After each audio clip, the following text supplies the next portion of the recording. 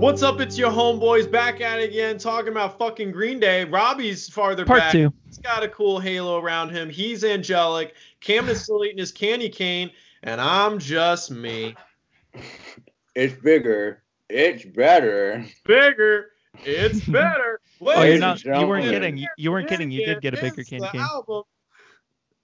The fucking candy cane is the snack. All right. So, last part. If you haven't listened to it, go back and listen to it. I highly recommend it. You might have some more information going into this one, but I mean, it's just all the bad Green Day. So. we covered the first 6 albums of Green Day's discography from the compilation album 1039 Smooth Hours, or whatever it's fully called, all the way to Warning from 2000, and now we're going to be moving forward from 1039/Smooth Out Slappy Hour. I was waiting for Camden to do that. I was like, Camden, I'm gonna correct you. I know he will. And now this episode. You know what? And now this episode, we're going to be talking about American Idiot from 2004 all the way up until this year, 2020's Father of All. So, yeah. Are we excited, everybody? Yes, we are. So American Idiot's going to take up a lot of fucking time. Because American Idiot will take up a lot of time. It's all of our favorite album. We fucking love it to death. Yeah, I feel like we should also just like talk about it at the end too, just to like get a better taste in our mouths. Yeah. You know what, man? We'll see. We'll see what happens. We'll see where the night takes us.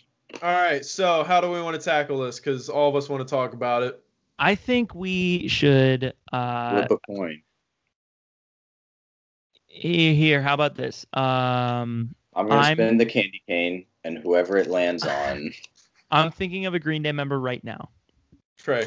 Mike. Camden goes first. Wait, did I get it right? Because if I got it, if we had then both I want to gotten go it last. you have just gone. I got it right. I'm going. You want to go last, Camden? Yeah. Well then, should I go first then? Sure. Alrighty. Yeah. Okay. This is such a mess. I love it. So, American Idiot. All right, fine. I'll go. It's okay. No, you can go, Robby. One of the greatest albums I've ever listened to. It's been it's changed my life.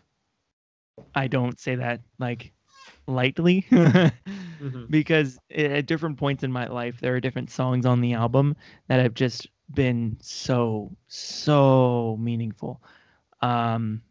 Recently within my beginning my 20s, like songs like Homecoming and What's Her Name have, and especially Wake Me Up When September Ends, it's just been something that like changed meanings once I truly matured and became like the person that I am now. And I'm sure that that's going to continue to happen with a lot of the music that I listen to. But I just know that 100% without a doubt, there's no right or wrong when it comes to determining the best and the not so best songs in the album. Because nothing is bad in this album. Nothing is bad. It's just really good. There is not a single song that you can skip. It's a really good album, and it's so good that it became like this punk rock album that turned into a rock opera on Broadway. And it's such an interesting time to see a rock opera go to Broadway, because we've seen it before with other albums much earlier on, like the 70s and the 80s. But this is the first time, and I think the only time in our lifetimes that we've seen a rock opera turn its way onto Broadway. And it's such a wonderful, wonderful show. There are some songs on the Broadway cast album that I tend to prefer over the Green Day recordings, one of them being Letterbomb. If you know the Broadway album, honestly, I might give you all homework and have you watch the Broadway show that's on YouTube, or get the not illegal. And because I want to dedicate Robby, he'll get you a link. He'll be your link.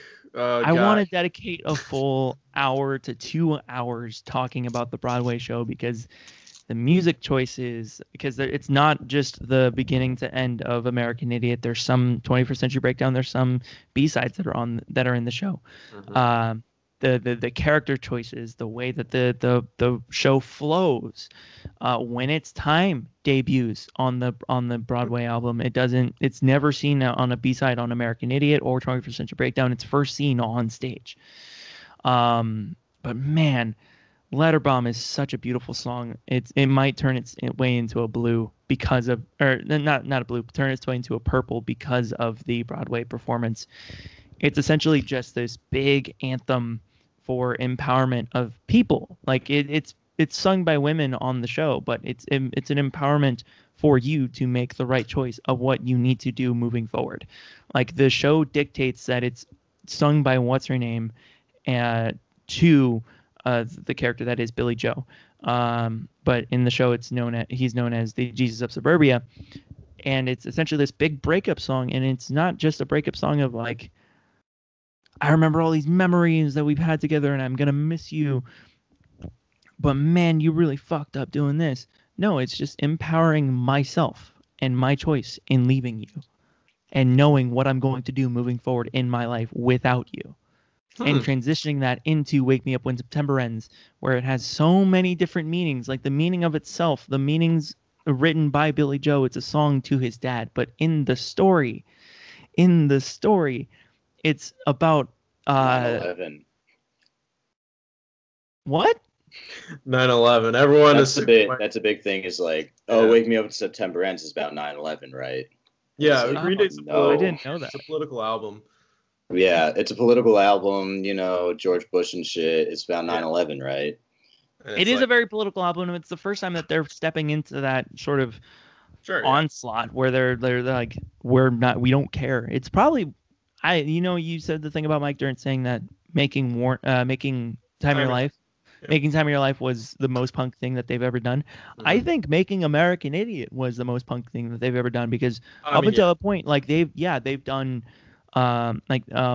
people have had political things to do with their songs and albums in the past, but nothing like American Idiot, where it like for sure 100% was looking the opposition in the eyes and was giving them reasons as to why they are wrong, and blatantly making fun and poking all of their idiotic I'm not trying to turn this into political for us, but man, I agree with their music 100%, and it's just so relieving to find this in an album written by some of my favorite people, and like the best album that they've ever made, and it's all like pointing at what is wrong and recognizing it as it is wrong, and it needs to be doing better. And it's just a wonderful like ball of just, it's so fucking good. It's so fucking good, and I can't put to words how beautiful it is.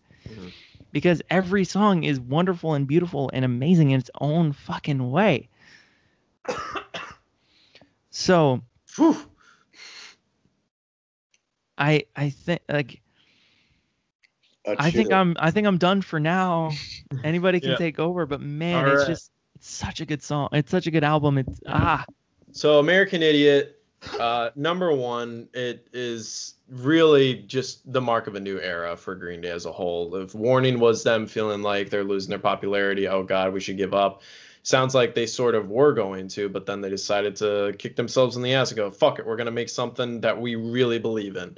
And a lot of times you have artists that really just come together and actually, it's almost like you can tell they're making their magnum opus.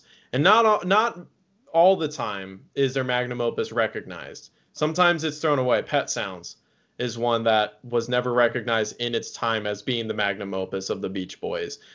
Even though this album is not my favorite by the band, many people would point to Pinkerton from Weezer as the magnum opus, the one where the artist truly got to do what they really wanted to do, and they poured everything into doing it, and they pretty much nailed what they set out to do.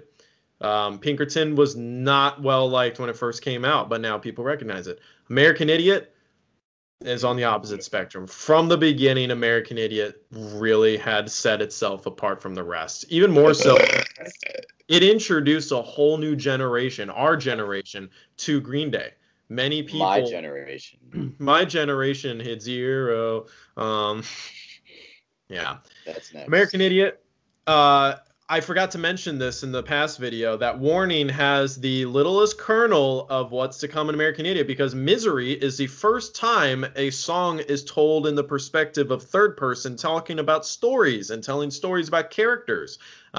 Before that, everything's pretty much just a first person perspective about a person, or sometimes second POV talking about you need to do this. American Idiot basically takes all of the lessons and tones and fucking the word that I'm thinking of, themes that Green Day had done up until then, and wrapped it all together in a one nice neat package. But instead of it being a 32-year-old trying to speak as a 18-year-old, he decides to give us a 18, a 16-year-old, whatever, a teenager to relate to. And he's telling the story from a more mature perspective as someone who's already gone through this story. And that is something that many artists don't do. And once they get older, they feel like they need to relate to the youngins. So they try and write songs from the perspectives of the youngins. But it always just feels cheap and fake. Here, it's not. It's so much more mature, so much more well done. The storytelling in this album, I know, Camden, you can go very deep into that because you really know a lot about that. Just surface level, what I'll say is that is a reason why this album is pretty damn near perfect, and you can't skip any of it, and every song stands out in some way because it is just a complete story. This album only has one green on it for me, which is Are We the Waiting. Only reason that song's a green is because it ends fucking out of nowhere unless you listen to St. Jimmy. But yeah. What's really cool about Are We the Waiting in the Broadway show, by the way, is it's one of the characters. Hold on. Man. Hey, yeah, it's me. I'm gonna need you to eat a penis now. That was so fucking stupid. Did you forget we were recording for a second there? I will be right back. Okay. All right. Hopefully you come back. All right. So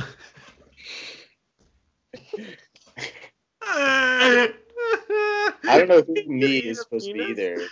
What does that mean?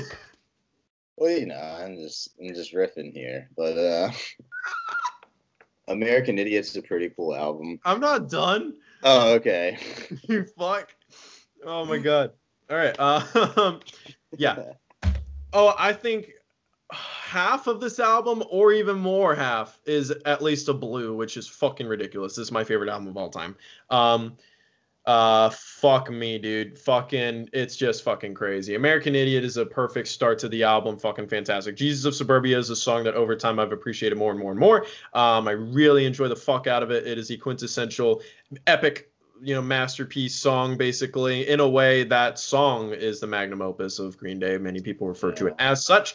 Boulevard of Broken Dreams. Yeah, I've heard it too many times, but god damn it, it's still fucking fantastic and awesome. She's a Rebel is my hot take. I fucking love that song. That one's usually listed as one of the weaker songs of the album, but god damn it, I fucking love it. If I'm gonna pick a song, if I had to, there are some songs out there that are like, when I get a crush on a girl and it's like, oh shit, I cannot stop thinking about her.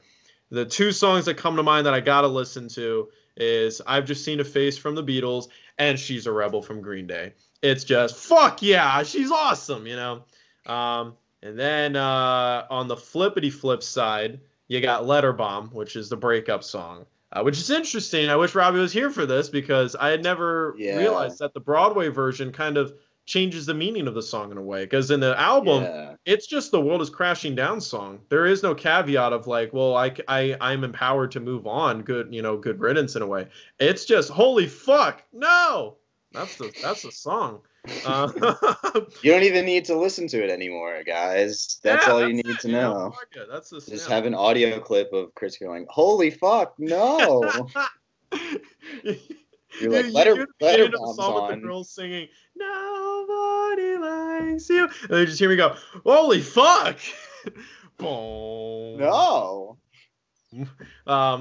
Wake Me Up September Ends. That song now has a whole new meaning to me. Very personal now. Yeah, dude. 9/11, I was 4 years old. I remember it as if it was 19 years ago. It took me a while. Anyway, Yeah, Wake Up September Ends, fucking amazing. A lot of people talk about that song as not fitting the story. It's the only song that doesn't directly correlate to the story of Jesus of Suburbia. However, I disagree. Number one, just tonally, it fits perfectly because after Letterbomb, you need to have a moment of reflection, a quieter moment. Because Homecoming is this whole another thing. You know, Letterbomb is everything crashing down. Homecoming is realizing you got to go back. That's just you need a middle ground. You need a middle ground to really reflect on everything, and that's what Waking Up September Ends is. And in a way, for the character, for all we know, Jesus of Suburbia could have lost his dad. You know, basically, Jesus of Suburbia is Billy Joe in a way. So if this character is angry at his life and angry at the way it's been and moving on, when things are crashing down, he doesn't know what to do. He's going to think back on possibly happier times or the first time he really had his heart broken. Welcome back.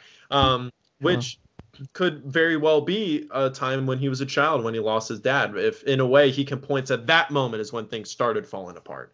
So it would make sense for that to happen there. Homecoming, I've always fucking loved Homecoming. That my hot take, I prefer it over Jesus of Suburbia. Don't at me. Did you just do the slit throat thing? No, I was just like pulling on my shirt. That was a hot take. I prefer Homecoming over Jesus of Suburbia. Don't at me. And you were like, I will at you, dude. I'm just like, Homecoming. For you. Could I hit on the Are We the Waiting bit? Yes, go for it. So the Are We the Waiting, the reason why it's probably when I update the American Idiot rankings for me, it's probably going to be a blue because in the show, that song is sung by the thing is like Jesus of Suburbia is clearly Billy Joe in that shoes, but it's hard to define where everyone else lies when it comes to Mike and Trey, because another character is the three of them go to Jingletown to become this big band that they've always dreamt of being, and it doesn't work out. It very rarely do they ever get a gig, and one of them decides to go to the army. Are We the Waiting is the song where he is making that decision, where he is leaving every piece of his character in Jingletown and leaving it all behind. And in doing so, he literally, like, most productions would do this, and I would love to see it live, but they have people come from the wings and come from behind you, even where you enter the theater, and they're just only in their underwear. And it's just they're stripped bare down. This is that in the army, like, and that's a political choice in saying, like, this is who you are in the army. You are just a human being, just a body. And you see the character himself on stage, dressed down until it's in nothing. Then he does the salute, and then everybody walks away, and then he walks off stage, and we don't see him for like 3 or 4 songs. Wow. Yeah, it makes it a really, really powerful statement in choosing to leave yourself behind and become something else. Yeah. I was telling Camden, it was interesting you were talking about Letterbomb's meaning in the musical, because that's very different from the meaning in the album itself. For the musical, it's like this empowering thing, like, okay, you know, good thing you're going because I can move on. And the album, it's just the world's crashing down. There is no caveat. So that's interesting that I assume the lyrics don't change, but somehow the meaning changed. It's just the way that it's performed, because there are so many women on stage, and obviously we don't hear a woman sing in American Idiot because Billy Joe sings. Technically we do in Letterbomb in the very beginning. Oh yeah, that's right. Technically wrong. But yeah, no. So we get to see the entire, like, all of the women in the Broadway cast have this anthem together, and they get to, like, empower each other by leaving everything that they like. I don't want it to turn this into like a women power thing, but at the same time, that's what it is. It's empowering the women of the show, because at that point in when it's made and when the show is being produced, like, it wasn't that prominent of a voice, and they were making that statement for themselves to make that step by themselves. And the character, what's her name, is leaving him behind, because once I don't know the names of the other two, but once the guy leaves for the army, and the other, Well, yeah, we'll call him Mike and Trey. I guess Trey goes to the army, and Mike gets heartbroken by his relationships back home outside of Jingletown, and he literally lays on the couch the entire show, and he is always on stage. It's so fucking cool, but it's also a waste of space. But yeah, no. So now, like, the Jesus of Suburbia is alone, and he has to figure out what he's doing on his own for the very first time, and that's when he performs Boulevard of Broken Dreams, and that's where he meets what's her name, and it's really cool because when they perform it by the end, it turns into somewhat of a ballad, but the harmony is a negative harmony or a minor harmony because it's showing that maybe this isn't the right path to go down. And then we still see Jesus of Suburbia go down that path, and then in the finale song, what's her name? It's all just coming together and making him realize, like, this is what I had to do to get to where I am, but am I the better person now? It's such a wonderful story being told in just the most meticulous ways, and it's beautiful. Yeah. To close off my discussion of American Idiot, or at least my spiel, what's her name? My favorite song on the album, my third favorite song by Green Day. Honestly, you could take my top 3 songs from Green Day, which happen to be my top 3 favorite songs of all time. Really, at this point in time, you could kind of just flip a coin and you could pick whichever one's my favorite at this point. I just fucking love them all. What's number 1? Forever Now on Revolution. Oh, yeah, that's right. I was like, we're going to get to that?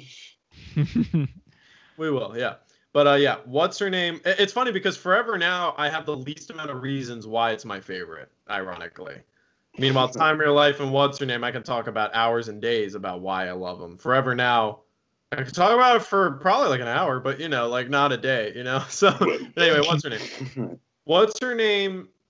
From one thing, which is something, going through this podcast, obviously I've, really I haven't thought about Green Day for a while, but we've gone through Green Day so much. I've really listened to them so many fucking times that I've really thought of all kinds of things. But even going through this podcast, I've realized new things about the band and new things about the songs. And for What's Her Name, I really realized this cool thing that I love about it and why I love it so much. American Idiot, first of all, audience may know that I love endings. I always care about the ending of a story. To me, it's the most important part because everything leads up to it. It's sort of your reason for why you told the story in the first place. And very often, albums by artists, if they're not telling a story, they don't really give a fuck about the end of an album. All they really care about is getting those first big singles right away to hook people, and then American Idiot to me is just the perfect ramp up.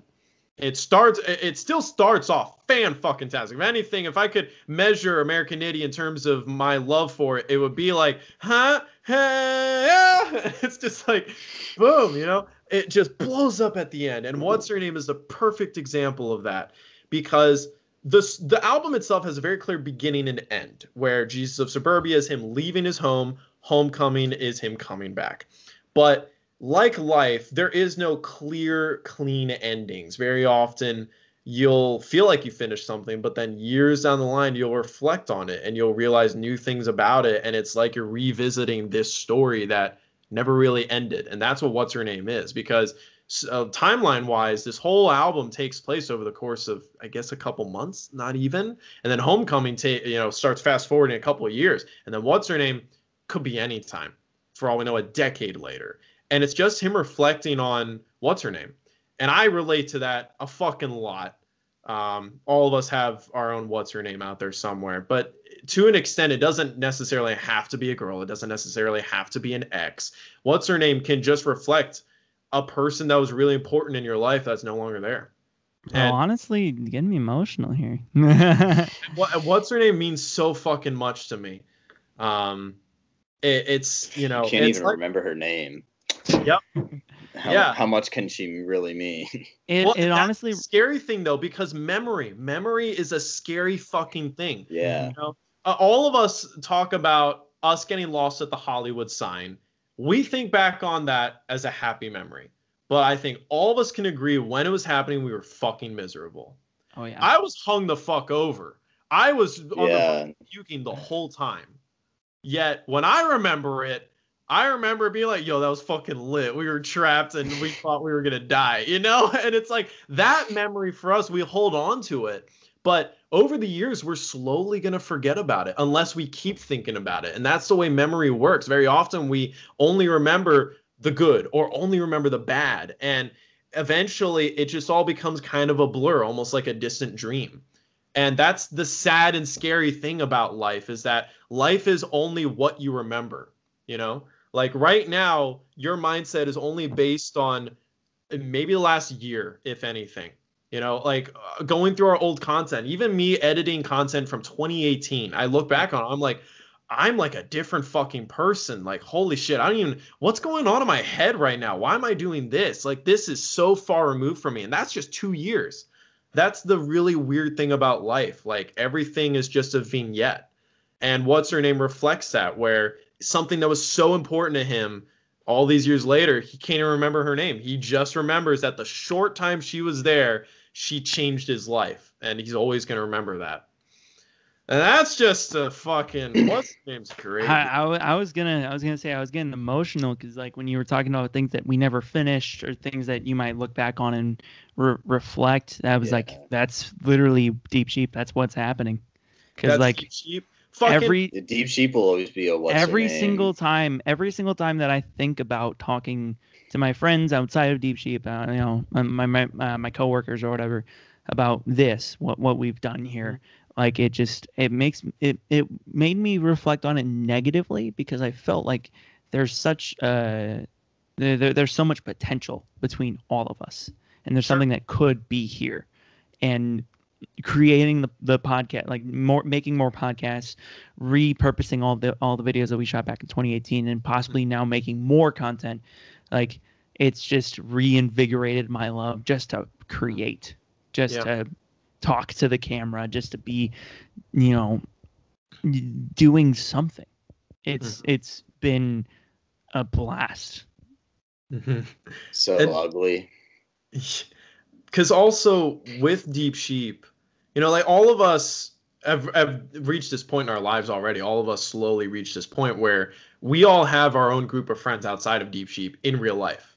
And obviously things in real life naturally connect to you quicker and bigger because it's in-person interaction. And all of us, except for me and Camden, but even then, like very quickly, I remember years ago, I was like, Camden, I think I've known you online more than I actually knew you in real life at this point. Just the amount of time I've spent talking to you on Skype, playing games with you. At this point, I've interacted with you more through a screen than in real life. And that's the thing where all of us have grown up. All of us have kind of grown apart in some ways because we're all across the country. We're all in college or out of college doing our own thing. But Deep Sheep for me will always have that special place in my heart. I can always just come back and hang out with you guys and never really feel like things are too different. Like we all still kind of relate to each other in that singular way because we all have known each other for so long and we knew each other through our formative years. All of us have grown up so fucking much and we've witnessed that. It's just, it's a powerful thing. Yeah. All right, Camden, whatever you would like to add on. I'm gonna go ahead and turn off my microphone, rest it on the table, and I'm just gonna listen to what you have to say. And that's all. Oh man, I don't want to build up any expectation or nothing.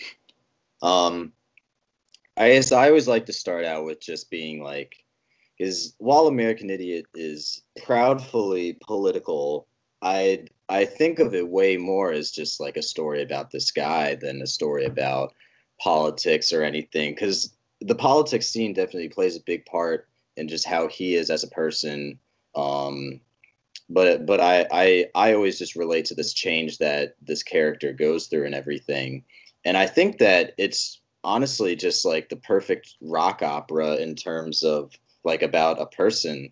There's a ton of stuff like The Who's Tommy or Quadrophenia or just like any kind of rock opera you can think of where most of them are about like a person and they go through something and come back as blank.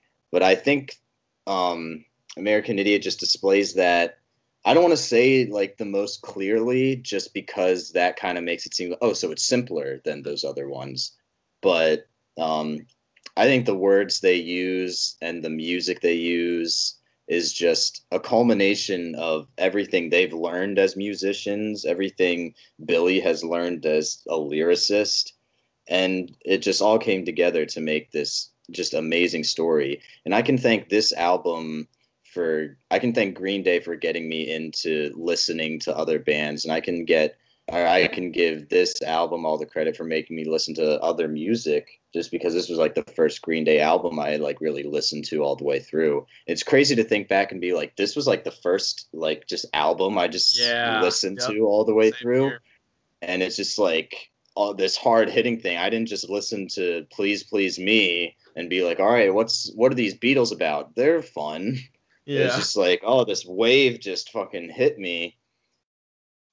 And I credit a lot of just my storytelling in general to this. Just like as a filmmaker of what I would like to do, I like to think I want to make a story as good as American Idiot, and a lot of American Idiot influences my stories now. My like college thesis thing that I'm about to be making, a lot of inspiration was based off of American Idiot and how American Idiot changed my way of thinking, changed my way of just looking at the world in general. I think it's just a beautiful culmination of what music has had to offer in general. I mean, just like the genres they mix in this, I love all the different just like weird little things. Like Give Me Novocaine starts out kind of like islandy, and Wake Me Up When September Ends is very just like somber in the beginning and everything. And it's funny to think back, like American Idiot, the song might be their most, I guess you could say, basic of the album. And it's funny how that was really the first one they did, I think, because they were making this other album and then they made American Idiot and they said, all the songs got to sound like this. I mean, what are we doing? So the theory is that the story is that it all got lost, and they were like, I guess Cigarettes and Valentines got lost, and it's like, okay, we'll restart. But a lot of people have theorized like maybe they just realized that when they finally made American Idiot, they were like, this is the music we need to be making. Mm-hmm. And then it's crazy, from that they created this whole album about this story.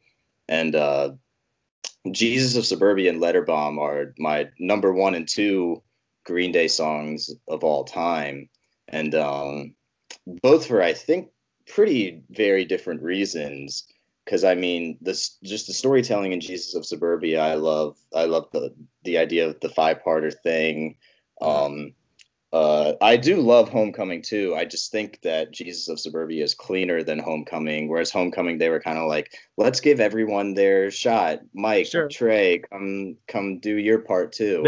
The ending and I like that part. Like repeats itself a little too much with the anthem of "Home, we're coming home again." But I love the anthem. I don't think I would really shorten it, especially because most of the time I'm listening to songs from this, I'm listening to the whole album anyway. Yeah. But just the story of Jesus of Suburbia always gets to me, of a kid who, or I mean, just the story of American Idiot always gets to me, of a kid who wants to leave home. I'm also someone who, especially the industry that I'm in, I say industry, I'm not in it yet, but the industry that I want to be in is a very like LA or New York heavy, and I'm from Maryland, and I always thought I got to get out kind of thing. Yep. And I think the beauty of American Idiot too plays both parts, where it says you don't have to like, or it says like going home, leaving can be a good thing, but staying where you are also isn't a bad thing either. And then so I always just get emotional thinking about like what this character has gone through. Like, I love that in the beginning it is just kind of fun, in the sense of like, well, like American Idiot is a very fun song, even though what it's talking about isn't. Mm-hmm. Jesus of Suburbia is like, oh, this is like a huge wave of emotions they're trying to hit here. And then Holiday, again, kind of fun, more on the political side. And then Boulevard Broken Dreams is very very like lonely. It's like they've done that a lot before, but this one just kind of like rocks. And why Are We the Waiting has gone up for me is because I love, especially just like the echoes in the background just scream out that there's this crowd of people around him. And then especially with it following with St. Jimmy, I kind of see it as like this is where he steps up and becomes like this kind of figure, and his whole thing about leaving is that like, well, I want to leave because I didn't feel like I was anybody here. I want to be somebody, so I want to leave and become this person. And then Are We the Waiting is kind of like this buildup of like his Holiday and Boulevard of Broken Dreams. I still see as like him out on his own, and Are We the Waiting in St. Jimmy is like is Are We the Waiting is like the build up to St. Jimmy being like, I am now this person that I've wanted to be. This is great. And then Give Me Novocaine is kind of like I'm still on top, kind of need to relax kind of thing. And then like there's just a trilogy of She's a Rebel, Extraordinary Girl, and Letter Bomb, which is crazy to think that like this girl only lasted 3 songs in this album. She shows up and he's like, this is the greatest thing ever. And like the titles say that in both of them is just like, she's a rebel. She's fucking awesome. She's an extraordinary girl.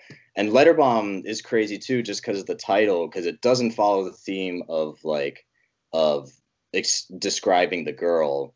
It just kind of like describes a moment that happens to him. And I love the letter that she gives him. Yeah, and I love Letterbomb so much because it's just like I think of that as like a culmination of feelings that like I've had in terms of like he's felt like kind of what am I doing out here on my own? Have I really accomplished what I set out to accomplish? Is going out the accomplishment? Is going out just like me kind of fucking up in general? And Letterbomb I think of as kind of just like tying American Idiot together because there's certain lyrics in it where he says at the very end, you're not the Jesus of suburbia. The St. Jimmy is a figment of your father's rage and your mother's love made me the idiot America. And that's kind of that. Well, one that just name drops different songs and like different meanings of songs in every line of that. And he just kind of realizes in that moment, like, just what am I and what am I doing and why has this happened to me? And like, just the idea of like having a purpose has really almost come to a close for him. And he realized like, my purpose is kind of my purpose has kind of failed. I don't really have a purpose anymore. I thought I was doing this big, brave thing and doing something that the world kind of needed. And now to kind of realize like I can't even keep this one girl and the world around me is also crashing down. And he just kind of feels like, what the fuck can I do? And then so not only that, but the way he sings it in this song is just a gigantic exclamation point. And he's just singing his little heart out. And I love to think of that as just like my rage out moment. Cause I mean, I think of this song a lot when I think about my parents or just like past relationships or just me as a person in general and the person that I didn't like in the past. And so that's why I love Letterbomb so much. Wake Me Up When September Ends is just, like you said, a great middle point of kind of a reflection kind of thing. And Homecoming, I do love, and I just love the end of Homecoming. And I especially love the line, we're back in the barrio, and to you and me, that's Jingletown, that's home. Mm-hmm. And also the way he says, Jimmy died today, he blew his brains out into the bay. The way he sings a lot of these songs are just extraordinary in the way he just exclaims everything and makes everything feel like this just big, huge thing. And then ending it on What's Her Name, just so timeless in the sense that like you're right, everyone has a What's Her Name. Everyone has like, because it doesn't even have to be just like a person. It could just be like a life you lived before. Because I feel like you're right. Everyone kind of thinks they can see things up to just like a year ago, and they could be like, "That's not me. I feel like I'm so different now." And it also kind of reflects on like, are you how different are you really? Which is why I love American Idiot so much, because there's kind of the reflection of like this definitely changed me, right? I feel like everyone who would go through a journey like this would be like, well, I'm definitely changed because of this, right? But it also gives this feeling of just this sadness of like, I'm not sure I really changed at all, but also it's kind of upbeat in the sense of like maybe I didn't have to change. Why am I forcing myself to think a certain way of like, I have to do this, I have to do that, where it could have just been, this happened to me, and I've learned from it and I'm a better person because of it. But maybe I don't have to keep thinking in the way of, well, I have to do something here, otherwise what's this all been about? If I can't scuba, what's this all been about? And What? that was an Office quote. Creed said that. I just laughed and went along with it. Creed was like, if I can't scuba, what's this all been about? So American Idiot. There we go. I think that without a doubt, it's going in the ugly. Yeah. But no, like, create a great category and just put it in there. Yeah. Please, if you guys want me to talk about the American Idiot Broadway musical for like as long as you would like to listen, just let me know. I'll do a solo podcast. I'll do it by myself. I don't really care. Like, I assume, Camden, you haven't seen the show, right? No. And I have listened to a fair chunk of it, but like, I haven't seen the show, and so it's just like, we have nothing to say about it, really. Dude, it's so fucking good, man. Like, honestly, before we, like, I was bringing up ideas for the podcast, I was like, I always skip the Broadway performances of it on my playlist because I'm like, it's just a Broadway show. And then I was thinking like, oh, maybe we can talk about the Broadway musical. And then I listened to it from front to back, and I'm like, dude, this is way fucking better than I remember it being. And then I specifically singled out like Letterbomb and Are We the Waiting, like I said. And it's just so beautiful. And like you were saying before that part in Homecoming where he said Jimmy died today, he blew his brains out into the bay. There's a really cool part of it when they perform Homecoming, when he's letting go the Jesus of Suburbia character. That's the first time he sings in Homecoming. The rest of it's the rest of the ensemble or the other characters. And when he talks about Jimmy dying that day, everybody else is now relegated to harmony, and they're harmonizing to the tones behind him.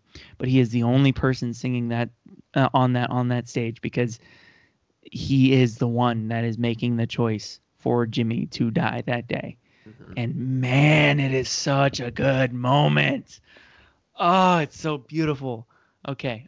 Before I keep having nerdgasms, we got to move on.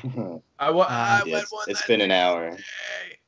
It's been 42 minutes, actually. But so hey, really? One last thing. I wanted to point out something, because you brought up the idea that like the way Billy sings a lot of these lyrics just kind of feel bigger and epicer.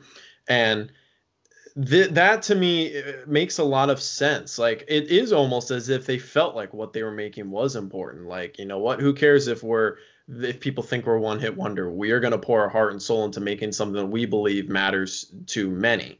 And it also reflects the way they performed. Before this, they still kind of had just a classic punk rock way of performing live concerts. Billy had his banana position with bad posture, and he's just kind of doing this. And he like run around and do dumb shit. But like, you know, I feel like he never was fully connected with the audience. He didn't feel like what he was doing was important and he was helping people. But with American Idiot, they were selling out massive fucking stadiums. Suddenly, stadium rock is sort of what they became in a way. And American Idiot just screams that, where it's a universal message to everyone. And Billy then reflected that in the way he performed, because now he's all about interacting with the audience, bringing people up on stage, having these wonderful moments with people, and just this general vibe of like, just like, I love you all, I love what I do, and I'm glad that you love what I love as well. So it's truly where that voice reflects it. It's truly what turned them into the legendary rock stars that they are. Yeah. Like before American Idiot, like, yeah, they were a great band. But if it weren't for American Idiot, they wouldn't have gotten into the Rock and Roll Hall of Fame. Yeah, American Idiot definitely is a reason. It's truly like the album of a century, man. It is phenomenal work. Speaking of century, We're in the 21st century. Break it down. Let's break it down, bro. Let's break down the century. Y2K. That was pretty crazy. Okay. I spit so fucking much there. All right. Break down. Robby, you like this album the most, probably, out of all of us. I mean, yeah. Yeah, you sound like you like it. Well, no, I really do love it, but I'm not, like, it's difficult from like, I think we barely touched on this earlier, but from American Idiot on, up until you reach, like, well, actually pretty much just American Idiot and 21st Century Breakdown, it's really hard to find who loves it the most and who loves it the least between, especially the three of us. I think Spencer likes it the most, so he can go last. I might like 21st Century Breakdown the least out of the three of us here. Really? Which is crazy, because did that ever used to be your favorite album, or was it just... I believe way fucking back in the day, I had it as my number one for a millisecond until I realized I was a fucking idiot, and then I put American Idiot as my number one. But American Idiot and 21st Century Breakdown were my two favorite albums for a good long time. Yeah. It's a really good, like, it's a really, really solid follow-up. And it's a lot of people, I don't know if a lot of people are clamoring for it now, but I'm pretty sure a lot of fans back in the day were like, when are we getting a 21st Century Breakdown musical? And it'd be difficult because there are songs from 21st Century Breakdown in the American Idiot Broadway musical, because they need to fill time, and they need more songs for certain characters, like what's her name, because as Camden said, that she was only in there for a 3-song arc, and they added in songs like 21 Guns and all that other stuff to give her more fluff. But anywho. Man, it's such a good album. It's a really good album. Great one. Yeah. I really enjoy it. Overall, I definitely can. If I could summarize it real quick, it would basically just be take American Idiot, sort of increase the self-importance aspect, which is a detriment to the album, in my opinion. And just as a whole, they were so massively successful that they, it's like Nimrod. They overstuffed it. I feel like there's an amount of fat in here that they could have cut out. Christian's Inferno, that's my least favorite song on the album. I kind of just don't like the sound of it. Last Night on Earth, kind of boring to me. Just kind of goes on a little bit. Murder City, Spencer really likes that one. That's another one for me where I'm just like, I could go without it. I kind of actually love Last Night on Earth. Since last time we talked about this, I feel like it's jumped up for me for sure. It's a green on the dock right now, but it's gonna be a blue for sure. Oh fuck! All right, skip cyan. And then my two favorite songs, 21st Century Breakdown is almost a blue. That's a fantastic start. But my two favorites are definitely 21 Guns and American Eulogy. 21 Guns was my number one favorite Green Day song for a very long time. The unfortunate thing is I have just heard it too many damn times. Yeah. Which is a bummer. American Eulogy, on the other hand, I have not heard a billion times because it's not a single. And I think that song is fucking fire. Just fucking great. Yeah. Overall, though, the album is very fun. It goes on a little long, has some fat that they could have trimmed out, but I really love the sound. It's the American Idiot sound is my favorite sound, and 21st Century Breakdown is very similar to that. So naturally, I'm just gonna like that album. I love the album cover. I love the green the album cover of this. I think it's the most beautiful, striking image that they've done yet. I love the motif in a lot of the songs where it starts and or ends with the static waves. Yep. Yeah, that's a running throughout it. It's a running. It's like a motif within the story, because 20th Century Breakdown is also another like somewhat rock opera. It tells a story from start to end with the same not the same characters, with the same characters within this album, not the American Idiot album. Man, it's just so interesting to see, like, it's essentially American Idiot a little bit longer with a lot more fluff to it, and it's really depending on who you are, whether or not you're going to love it as much as some of us do. Because all of you said, all of what you just said, completely valid. There are some songs on here that could totally just be B-sides, and there's no real purpose for them to be there other than to really accentuate the story and to add more depth to the characters. If you really look into it, the story of Christian and Gloria in this song or in this album, it's really it's really beautiful. It really is, because you're looking at the growth of these two people that just cannot be separated, period. Like, they are willing to go to the ends of the earth literally for each other.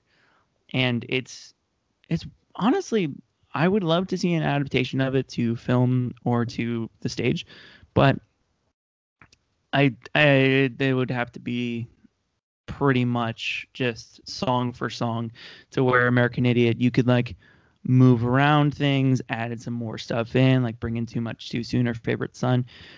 With 21st Century Breakdown, I guess the analogy that I can think of is it's like a Memento type of story. It adds certain parts of the story at different timelines, to where, like, from beginning to end of American Idiot, you can see the beginning and end. In 21st Century Breakdown, it's a much harder one to follow, and there are certain songs like Peacemaker, as well as Viva La Gloria Little Girl, that add parts to the story that aren't in chronological order, but you get to learn more about the characters, and it makes you care more about them when it reaches its climax. Yeah, I need to look deeper into the story of this album because I've never been able to really follow it.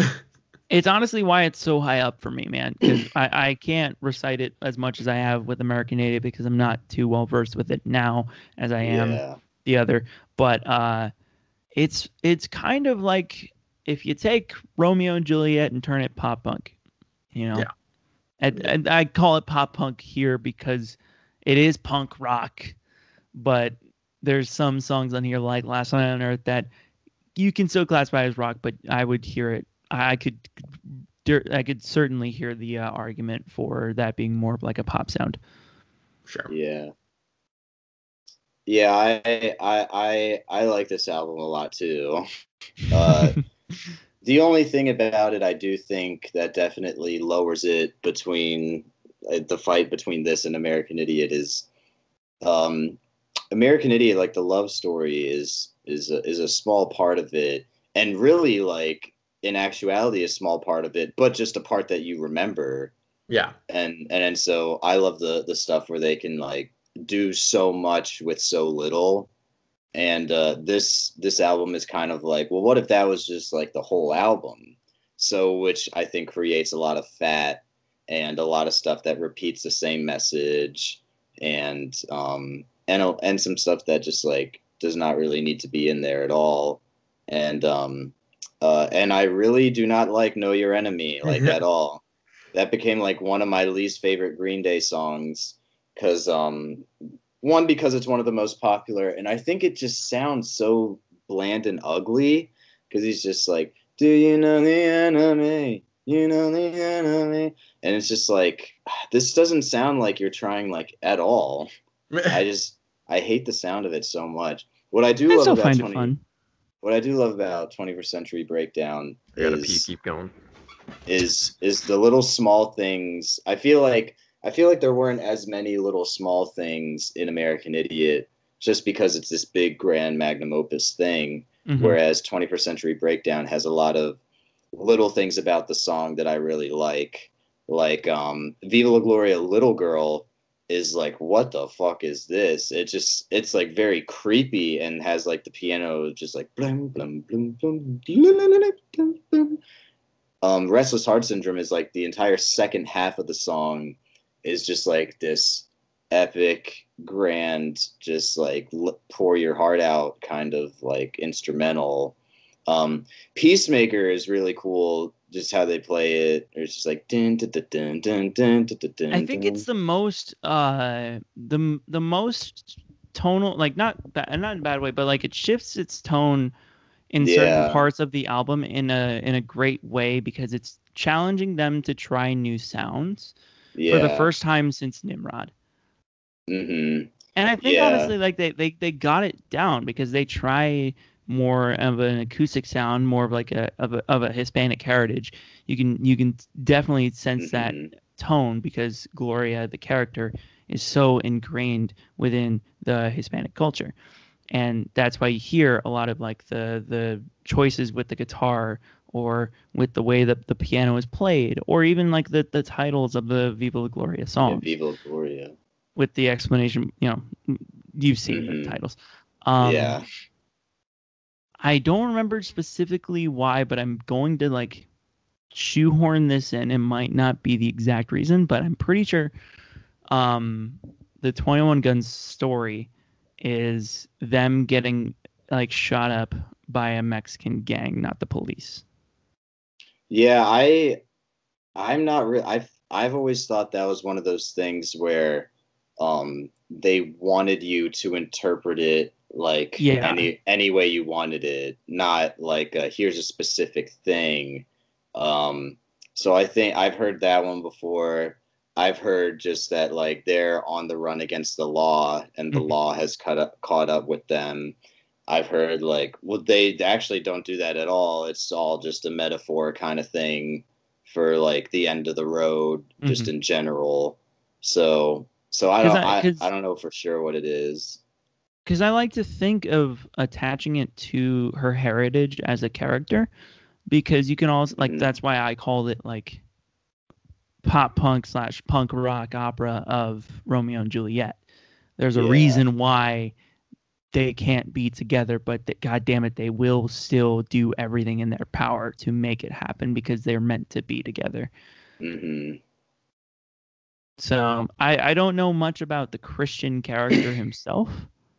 Yeah, that's one I definitely have looked into in the past and forgotten about it, and just like need to look into it more as well, like I have with American Idiot.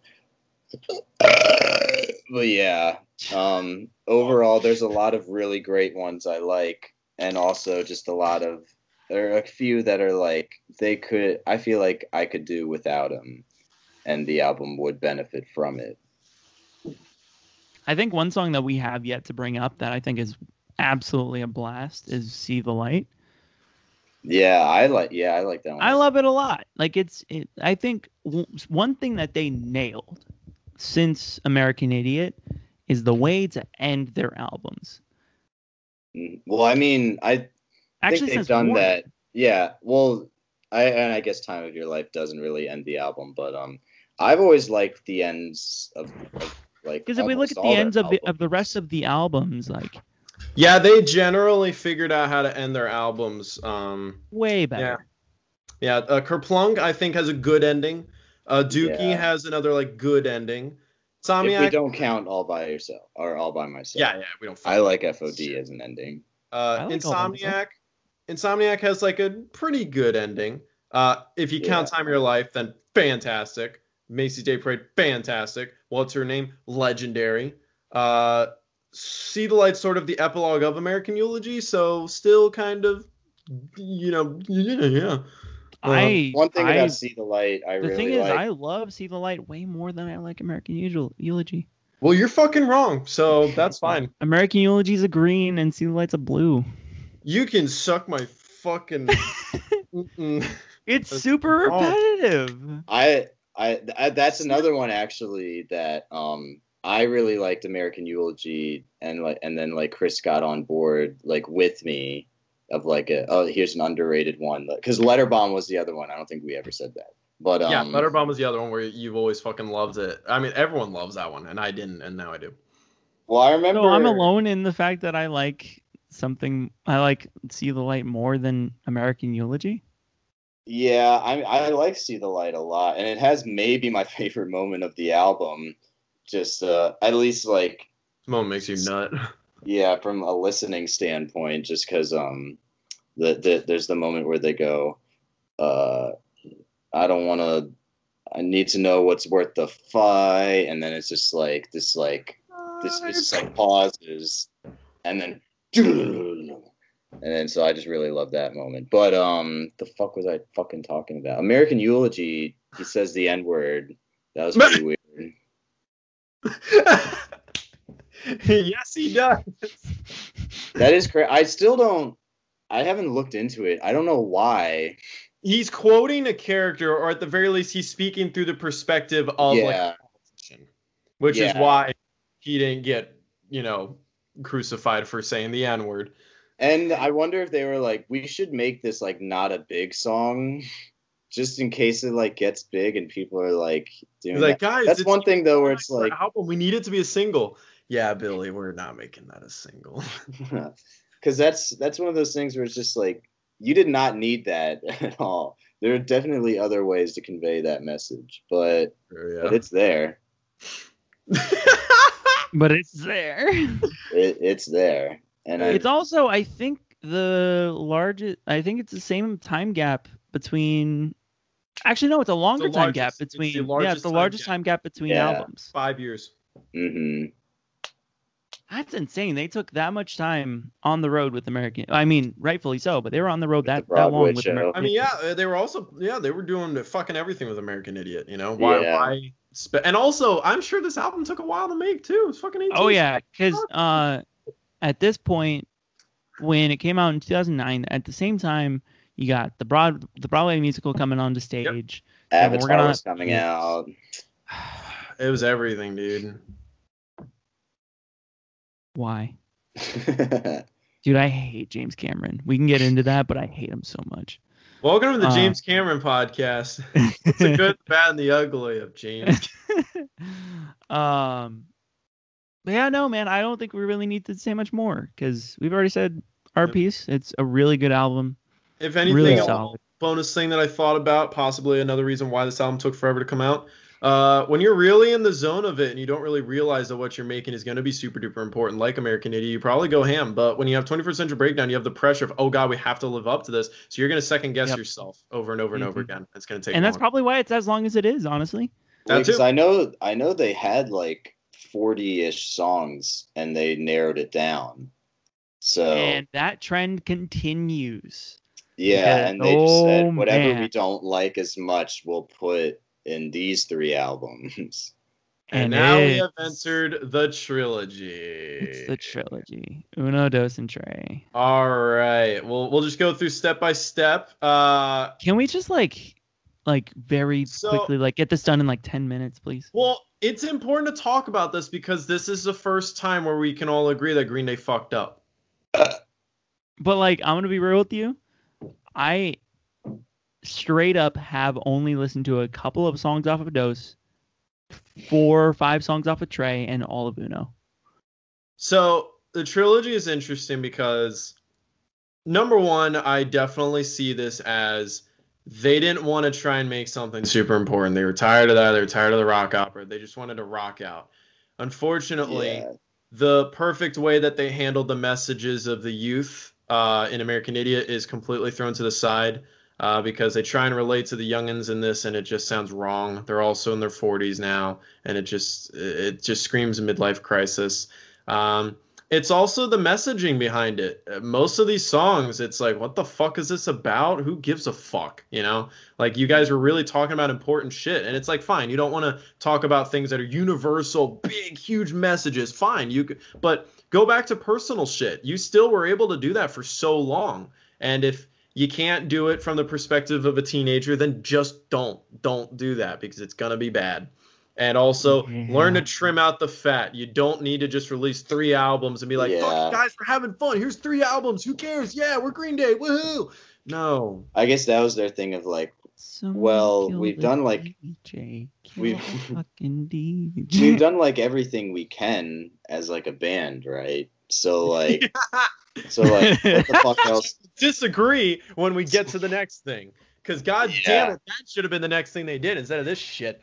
But but it's like they were just okay. We're not tackling them individually, right? We're talking about them as a conglomerate. Sort of, but right now I guess a little bit, because I mean, all of them have the same ups and downs in the sense that even their probably best songs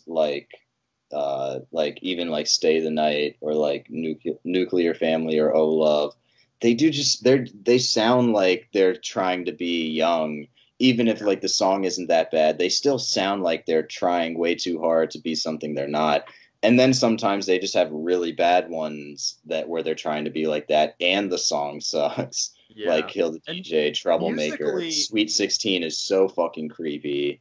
Musically, it's such a step down too. Like, Yeah. all right, fine. You want to strip down, Yeah. make things a little more basic, but like, holy shit, this is what you gave us. You know, to me, No Fun Mondays is just Billy, and it's stripped down, nice and basic. And yeah, it's covers, but like sort of along that way where it's like just it sounds just better. Like there's definitely a studio producing going on here that just makes it sound more commercially and poppy. Yeah. Yeah. Amy's good though. Amy's kind of cool. So, all right, real quick, I'll pick my favorite. So, Uno is my middle album of the three. It has High with Nuclear Family. I love Nuclear Family. And then it has Oh Love, which is a cool ending. Rusty James, actually not bad. Other than that, Yeah, I like Rusty James. Other than that, you got some, because Uno, other than Nimrod, Uno has the most variety of colors for me, because there's a blue all the way to red, every color. The only thing it doesn't have is a purple. Troublemaker sucks. That's an orange. That's just dumb and cringy. And Kill the DJ, I fucking despise. I hate this song. I hate that it was a single. It is everything that they should not have been. They cuss a shitload for no reason. The song is about parties, which I don't. Did Green Day ever do a song about partying before the trilogy? I don't think so. I Like, feel I like don't know. Like purely just woohoo party, guys, kill the DJ. What the fuck? It's so stupid. Yeah. That's dumb. That's one big thing about the trilogy as a whole that I just hate is I feel like a lot of people, a lot of regos just think of Green Day as like, yeah, they're this pop punk band and they're just like these nasty people. They like curse a lot, huh? Not really until really the don't. trilogy. I've always cherished the way they hold back their cursing and they save their F words. And I'm pretty sure both in Homecoming and in Jesus of Suburbia, I'm pretty sure the F word is only said 3 times each. And I'm pretty sure like both of them too, like kind of all at the same spot. And it's just weird to think like, oh, there was only like 3 in that one. But Uno, I mean, has a record for the most F words said in a Green Day album by far. Yeah, by far. And I mean, Dos and Trey are kind of the same way, but it's definitely prevalent in Uno where they curse way too much. And then the thing about Dos and Trey is that they both just kind of suck too. So yeah. Dos is my least favorite. It is also my least favorite Green Day album. I really don't like this album at all. That changed for a lot of us. Huh? That being the least favorite. I feel like that changed for a lot of us this year. For some of us, not for me.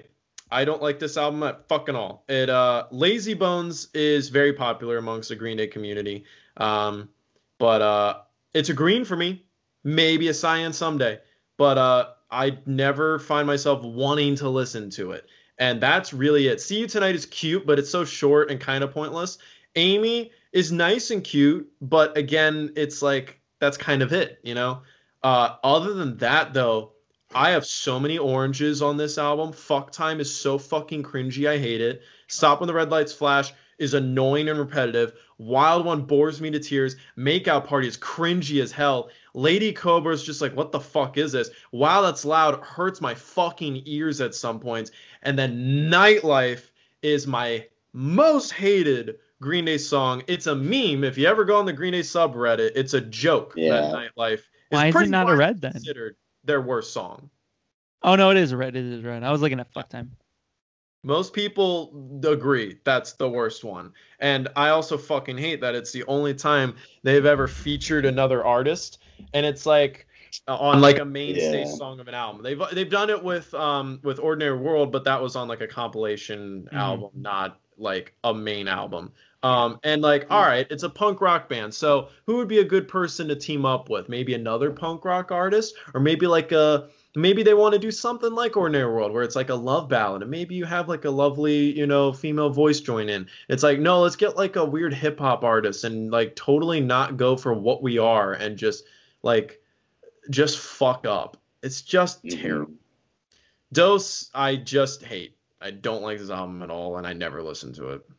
I do have a few on Dose that I would say like, because Lazy Bones is one of my favorites. It's like I would consider it top 20, and I think that's I would say, just like looking at everything, like by far what I think to be the best of the trilogy, because mainly just because the self-reflecting thing, and Lazy Bones kind of, it's weird to have it in the middle album, because to me it sounded like I know, it kind of sounded like, I know this sucks and what we're doing is not who we are. And then they continue to make the rest of that album and Trey, and it's like, wait, I thought you were like, wait, what? So it's like, that's a little bit annoying. Lazy Bones in general though just sounds so self-reflective. Stray Heart, I like. It's like, it's fun. Sounds fun. It's just a yellow for me though. In the end, I'm Lazy like, Bones, Stray Heart, and Amy are my by far favorites of Dose. That's Amy I like a good amount because it's so sentimental and stuff. I kind of like Wild One. I feel like Wild One has a more mature sense than the rest of like a Kill the DJ or a what else is fucking on here, like Make Out Party, or a Sweet 16. That was the one I was looking for. But it's almost 4.5 minutes long. Does it really need to be 4.5 minutes long? It bores me to tears. Well, it's 4:20, so it's kind of the best song ever. But I wonder how many songs Green Day has made, that have 4 minutes and 20 seconds long. Yeah. But you're not even gonna take in consideration that Take Back is 69 seconds long. Well, no, that's why it's the best. But but we're looking for a second best. What's really funny is that when I first met my girlfriend that I currently have, on our first date, for some reason, Amy came up on my playlist and it started playing, and she really liked it. She really liked the song. So she makes a makeout playlist, right? And a lot of it, I won't say a lot. A significant amount of it is Dose. Just all of the songs from Dose. And every single time I hit shuffle to start the playlist, it always starts out with like Make Out Party or Stop When the Red Lights Flash, and I'm just like, oh god. Stop When the Red Lights Flash sounds like the wrong song to play while making out. That sounds like. See, the thing is, I think what she did was she took the album and then built up on top of it, and now I'm gonna go in and I'm gonna take out all of the rest of it. Like literally, if there's any Green Day song that she wants to listen to for that kind of stuff, like Last Night on Earth, there's so many better options. But yeah, that's the story. And then Trey's kind of funny because I feel like it has some of the most mature stuff. Like Brutal Love seems kind of like a more mature love song than the rest of these.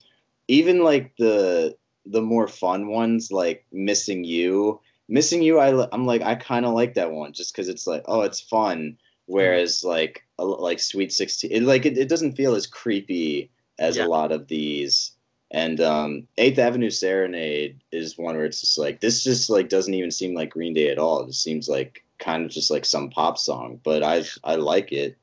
And then Dirty Rotten Bastards, I think, is a cool, like they tried to do something like a Homecoming or Jesus of Suburbia. Didn't do it as well, but I mean, like I don't dislike it at all. I think it's pretty good. It's like the coked out younger brother of those.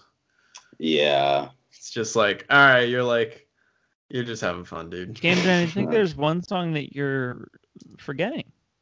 If this is Drama She's Queen, my drama queen. no, I wasn't forgetting. Old enough to bleed now. You were saying it sounds less creepy, and I was like, speaking of creepy. Yeah, because I was like, well, this is about to contradict what I just said. But that is definitely to me one of the creepiest as well, which is why I rank it so low. It's probably my least favorite on the album. And Chris has it as a cyan. Here's the fucking thing, all right, asshole. So Drama Queen. I didn't pay attention to the lyrics because I'm a stupid asshole. And I really like the sound. It's cute. It's different. It's definitely different. Not a typical Green Day song. Stop laughing. It is different. There's a lot more. There's a lot more pedophilia in I'm discussing my Drama Queen's not that bad of a song, and you're laughing. Dude, that makes no sense. I'm only laughing so hard. That reminds me so much of the 2016 Summer Trip where we would just sing this constantly. Yeah. It was literally this, Amy, and Warning. That was it. Yeah. That was it. Yeah. So Drama Queen, yeah. That lyric.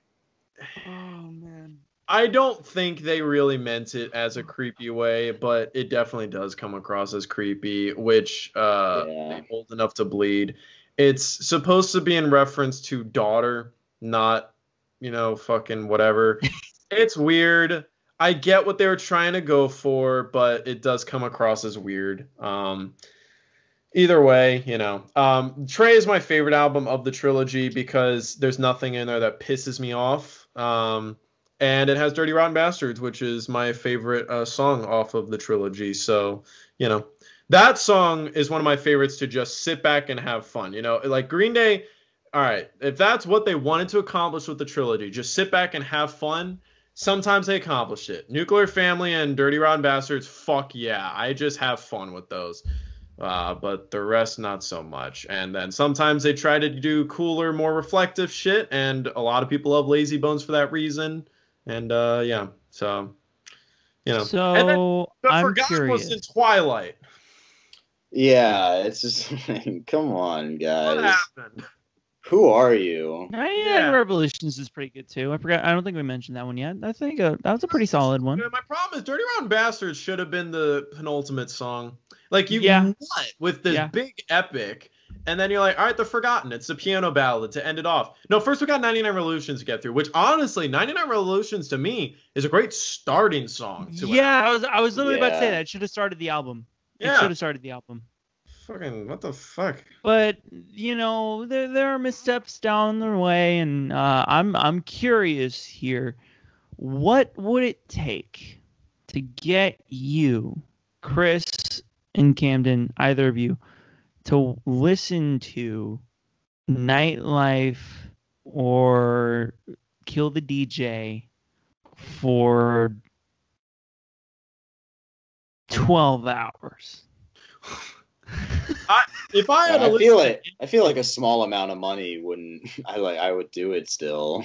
Yeah, it doesn't really matter what I'm listening to. Honestly, I would rather listen to something that I already hate for 12 hours than say make me listen to Time of Your Life for 12 hours. Because anything that I listen to for that amount of time, I'm going to hate by the end of it. And I don't want you to ruin something that I already love. Instead, I'm just going to get bored and zone out, 21 Guns type of thing. That'd be funny if you're just like fuck, I have to listen to Nightlife for 12 hours, and you come out of it and you're like, okay, but guys, the bass line though. The bass line is really good. Yeah, I feel like if you were, because a lot of people say when you're high, especially with Green Day, you just see new things, you hear new things, you get a whole new perspective, and I feel like if you were listening to something trapped in a room, couldn't do anything else for 12 hours, you'd be fried out of your mind without weed. You would just be gone, and you'd probably just start being like, guys, actually though, that one part of Kill the DJ though is pretty fire. So that one part where he's like, someone killed the DJ. God, yeah, I fucking love it. The time he says fucking, I felt that. Do you guys remember the combination, the combination? That's what I heard too. Do you guys remember the cum? Yes. Am I disconnected? Did No, I? you're back. It was funny because when he said that, you froze on my end, and you were frozen like this. Do you guys remember the cum? Do you?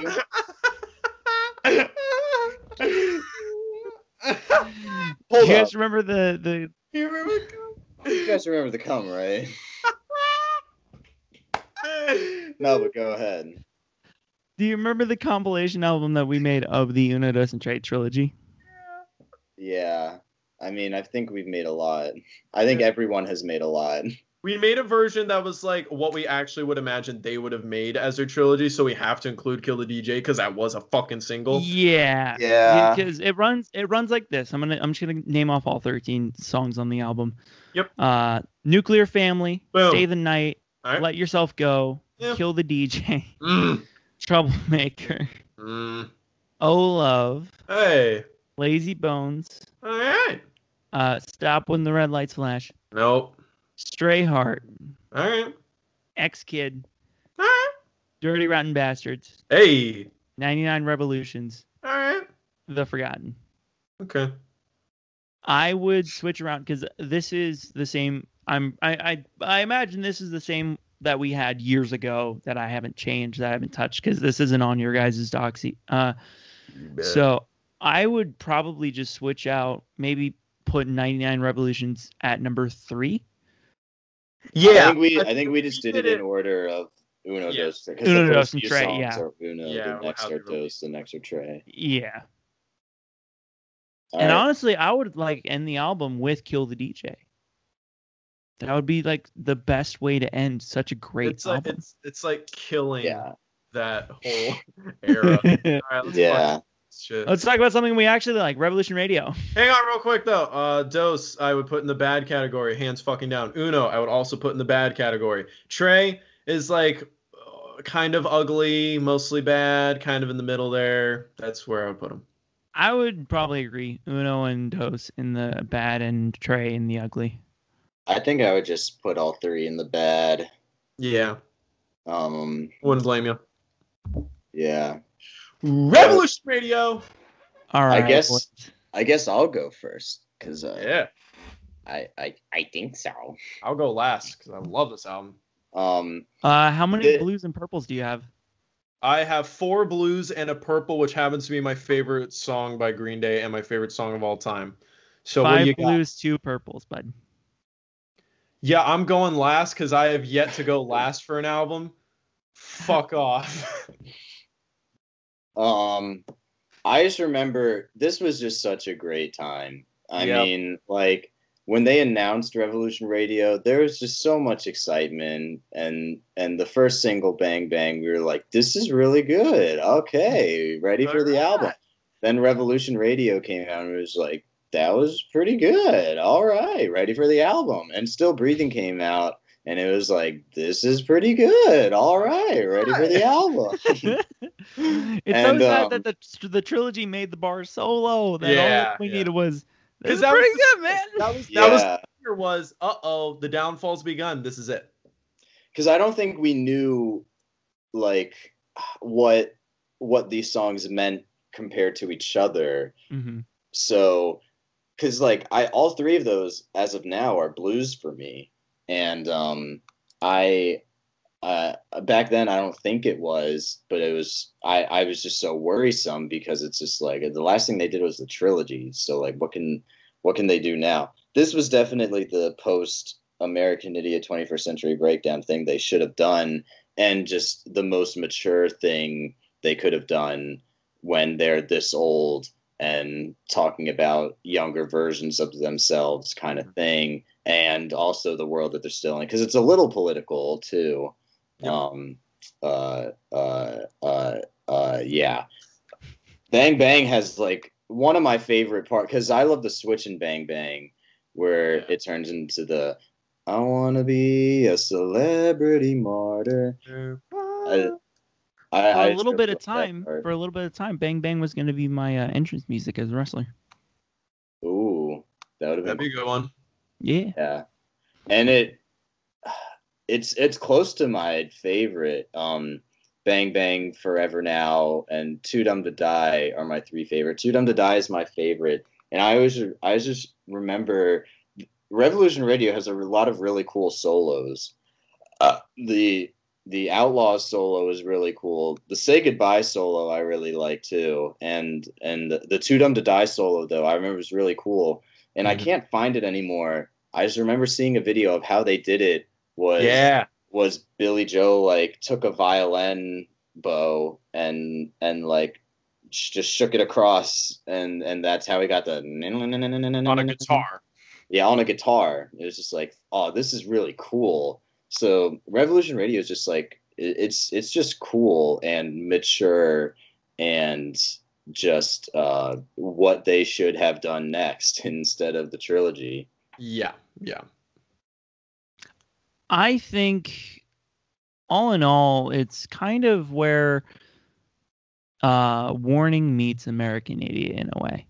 Yep. Because it's the same tracks. It's the same amount of tracks, 12 tracks for Warning. Yep.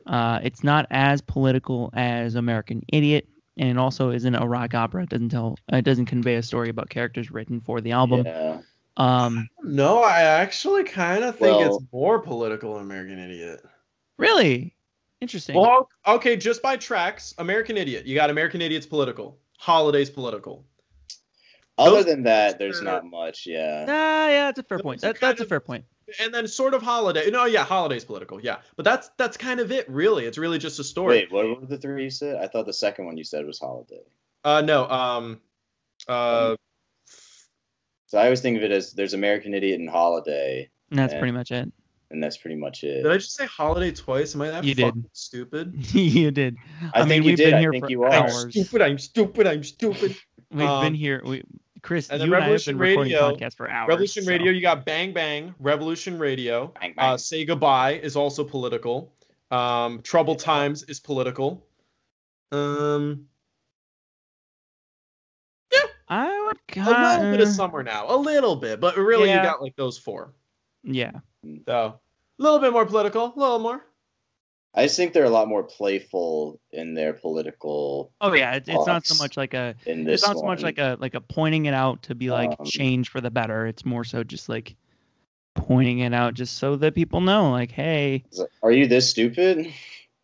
Even though I guess American Idiot kind of says that. But, yeah. Well, that's kind of interesting because I actually see it a little differently. Because American Idiot, they point out the political stuff, but they kind of point it out as like, come on, guys, let's all get up in arms about this. Come on, really? This is fucked up. They're telling us to do this. Fuck. This one, it's like they've gone through this, and they, this was a big Trump album. So it was basically like, guys, what the fuck? We've already talked about this. Everything's fucked up. There's school. Did you forget? Well, I mean, it's not. It's not necessarily. Wow, what voice went weird there for a minute, but it's not fully Trump because remember it dropped October 2016, so he wasn't elected just yet. But he was a figure. He was a figure. He was a big figure. I feel as though if Revolution Radio did come out during his term, then it would have been a much different story. It would have been way more political. Yeah, probably. But all right, My Blues, or I think Outlaws is Cyan, Bang Bang, Say Goodbye, and An Ordinary World are blues. Whoa. Yeah, dude, I love that. Say Goodbye is my least favorite song on the album. Really? It's a green, but Are you fucking kidding me? Bouncing off the wall. Singular wall. That's when they what it's say called. Walls. Yeah, I don't know why. It's dumb, but that's what they call Bouncing off the wall is not your. That's my least favorite song for sure. How? That's such a fun fucking song. Yeah, that one's really fun. It's fun, but I'm not saying like I would prefer to listen to literally any other song rather than Bouncing Off the Wall, purely and simply because like it's not anything to do with the production of the song, the lyrics, or anything. It's the fucking name. Oh. The fucking name. That's the last reason you should. I know, but it bothers me so much. It eats me up inside. Huh. Well, anyway, Revolution Radio is my second favorite album from Green Day. I fucking love this album so much. With American Idiot, it's my number one because it really has a lot going for it. It's this big epic. But if I had to pick just a regular album for people to listen to for Green Day, and they don't want to listen to the, fucking teenage punk sound of the early years, Revolution Radio is where I would point them to. Revolution Radio also, to me, is a perfect album for them to make at that time because like I said, most punk rock bands, they fall apart once they get older because punk is all about young people. It's all about rebelling against the norm. And it's like, it's this exciting youthful thing. So when you get older and you realize you can't really do that because you need to like actually live your life and have things be somewhat normal, you end up becoming a normie because you want to be happy and all that shit. So what I find really amazing is that they changed the way they did it with American Idiot. They're in their 30s and they decided to tell a story and show all the lessons that they learned throughout their earlier albums connected together as one character. Here, they're not really telling a story. Instead, they're doing a personal look back from a different perspective.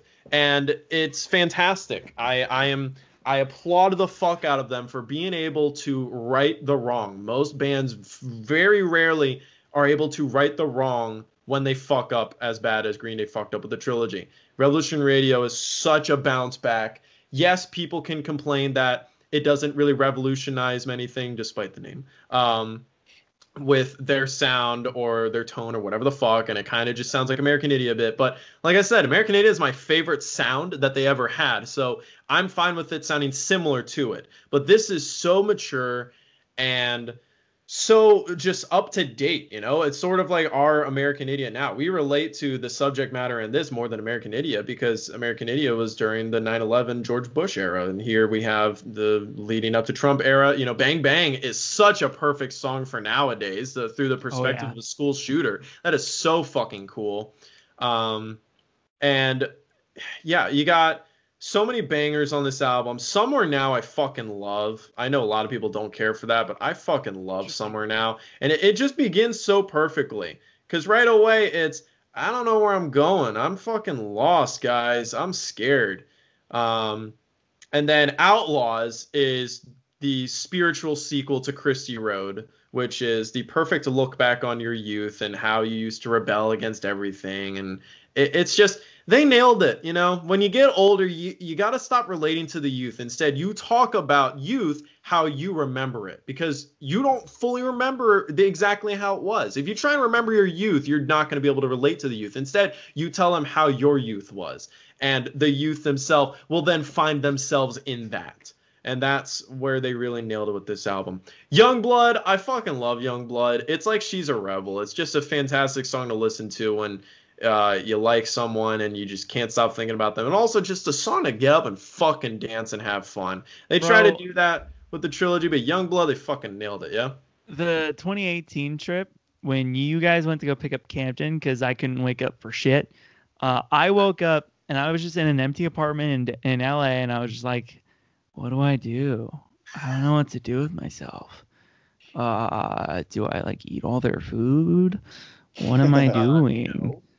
And so I'm just sitting there, and then I just turn on the TV, and right when I turn on the TV, nothing's on yet. The TV just went blue or whatever, and then I just hear as loud as I could possibly hear because all the windows were open. All the windows were open in the apartment. There's not a you could hear a pin drop before this happened. The Tesla just comes roaring down the fucking road, and you just hear all four of you just fucking losing your minds, shouting Youngblood at the top of your lungs. And I'm just sitting there like, damn. I just wow. I should have gone. This is gonna be a wild trip. Yeah. And then Too Dumb to Die is my second favorite song on the album. That song is just fucking great. If you're gonna pick a rock song to listen to, that's fucking it, dude. And that song also actually harkens back to the vibe of Dookie. The vibe of fuck it, who gives a fuck, guys? Too Dumb to Die is great. And then God fucking damn it, Forever Now sometimes I wonder if it's still my favorite, but it's definitely with my top 3. And it's the only one that's different because my other 2 are deep ballads that are very personal and nostalgic. Forever Now is completely different and is new. Forever Now is epicness in every way. It is so goddamn catchy. I fucking love it. It never lets up. It is just so awesome. And I also love how it wraps together different themes from the album. It gives an album that has no story a sort of button hook at the end where it's like, you know what? Let's try and make sense of all this craziness that we just went through. And I also love how it has a whole recurring theme from Somewhere Now, which I think that might be the first time Green Day's ever done that, where they deliberately take a bit from a previous song and bring it back in a later song. And just the names themselves are perfect. And Forever Now, just as a message, is fantastic. I always listen to this song. I mean, it's my favorite song, so naturally I'll listen to it when, like, I succeeded in something where I'm just really excited and hyped up. This is my hype song. This is a song that I can scream my fucking heart out to and just rock the fuck out and just have fun. It is this big, huge climax. Just, yes, Forever Now, dude. And, you know, the message of the song is after reflect on everything, in the end, you're just going to go for it. That's you're somewhere now, and you just got to stay with it. You got to go for it. You feel like you're on the edge of the world. You feel like things are going to fall apart and it's going crazy, but you just got to do it, and you're accepting it.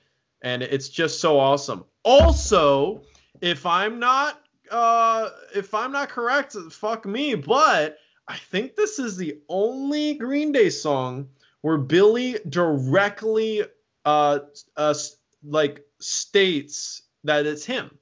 He says, "My name is Billy and I'm freaking out."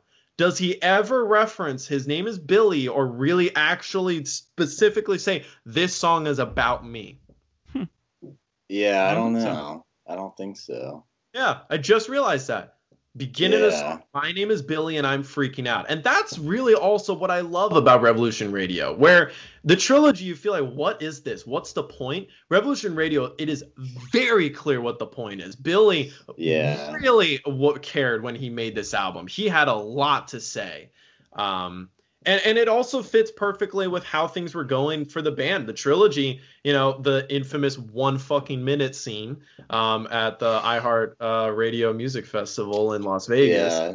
That was the lowest point for Billy, probably, where he had a full-on mental breakdown that became a meme, and it was all because some unfair shit happened to him, but also he was fucking drugged out and on alcohol and all kinds of shit. And after that, he went to rehab, cleaned up, and this is what happened. He cleaned the fuck up and realized what was important, and he needed to get back to what he cared about.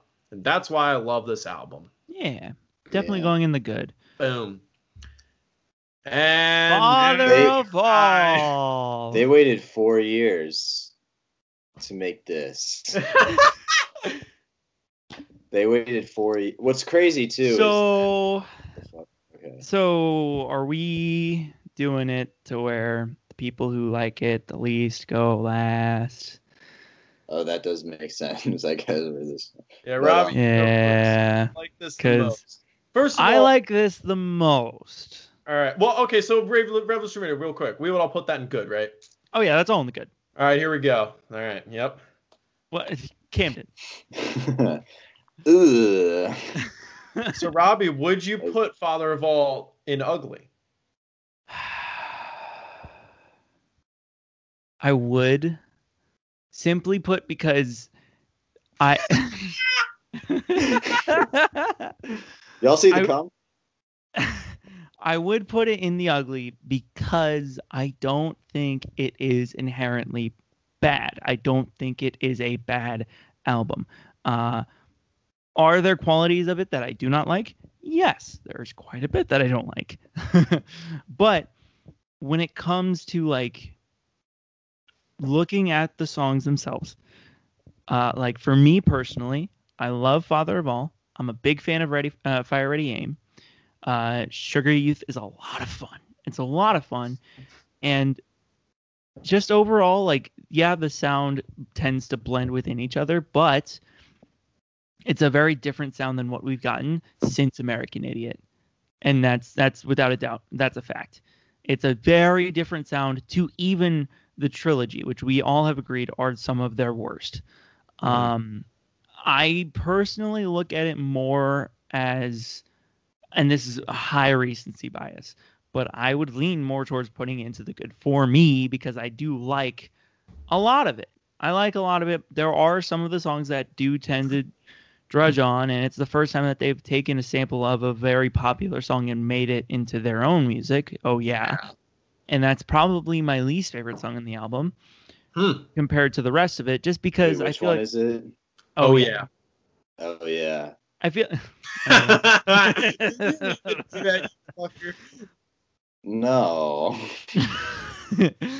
I think the only reason why it's my least favorite is because it's very clear that they didn't really try with that one at all. But with the rest of it, I'm not going to say it's the best. It's certainly not the best of their newer stuff. That's obviously Revolution Radio. But I do think that it's a good step away from the trilogy, and it's a telling story that I think you can see that it's not as good as Revolution Radio, but it's not as bad as the trilogy, and I think that this is just okay. And for now, I'm going to take it until we get something that's by and large really great again. I'm just going to take this okay album. I'm not going to say that it's the best. I'm not going to say it's an absolute dumpster fire, because I don't think it is. I don't think it's like their worst music in a long time. Because it's not. I would definitely listen to Father of All front to back before I listen to any of the trilogy. I would honestly say that I would go to Father of All before I go to Insomniac. That's why I'm kind of pushing it towards I would put it in the good. Because, yes, the sound does blend. Yes, not a lot of the songs have a whole lot of substance. But I do really kind of like the vibe that I feel with this song. I feel like with this album, it's happy-go-lucky a lot of the times. There's no substance because it's just meant to be a good time. I feel like it's rather than them trying to relate to the youngins, I feel like it's just trying to make songs that they would have enjoyed back then. And at points, they made missteps with the production. Obviously, the guitar does not sound as like the guitars, the vocals don't sound as great as they could have been. But I can't listen to fucking Father of All or Ready Fire Aim and think that it's not a fucking banger. Like, I love those two songs. Those two songs are like pretty much. I think Ready Fire Aim would probably be a cyan, and Father of All would be a blue. Wow. Just because like they're a lot of fun. They're mindless fun. It's kind of like the Transformers of the Green Day, or the Fast and the Furious of Green Day, because a lot of people love those movies, but it's because they turn off their brain, they don't think of logic, and they just watch them just to have fun. When I turn on Father of All, I just turn off my brain and I just want to have a good time, and I have a great time with a lot of the album. Gotcha. I can see Camden's brain cooking because he probably disagrees with everything you just said. I'll go next because I'm the middle road between this. Middle ground. I'm the middle ground here. So I do not hate this album, but I totally understand why people do. I don't like this album either. It is among my least favorite Green Day has released. I definitely see it as a step backwards, a large step backwards from Revolution Radio. Over time, I dislike the album more and more. The interesting thing is, I don't have any reds or oranges on the album, actually. Like, no songs on here offend me. Junkies on a High is close, but overall, there's a good amount of middle road shit. I like Graffitia as an ending. That's like a cyan. And Sugar Youth is my guilty pleasure. That's my just banger. I just love listening to that quick song.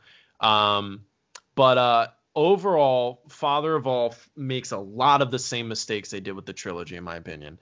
They try to relate to the youth with even just the names of these songs are so fucking cringy. Yeah. Oh yeah, I was a teenager. Junkies on a High.